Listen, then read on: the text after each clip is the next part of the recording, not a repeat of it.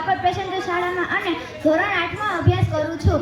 અહીં ઉપસ્થિત મારા આદરણીય મહેમાનગણ, આચાર્યશ્રી, શિક્ષકો અને મારા પ્રિય મિત્રો, આજે હું પ્રજાસત્તાક દિન વિશે 2 શબ્દો કહેવા માંગુ છું, જે શાંતિથી સાંભળવા નમ્ર વિનંતી।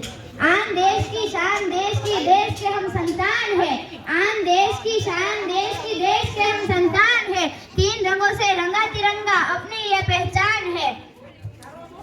26મી જાન્યુઆરીએ ગણતંત્ર દિવસ તરીકે ઉજવવામાં આવે છે। આ દિવસે વર્ષ 1950માં ભારતીય બંધારણ લાગુ કરવામાં આવ્યું હતું અને પ્રજાસત્તાકની સ્થાપના કરવામાં આવી હતી।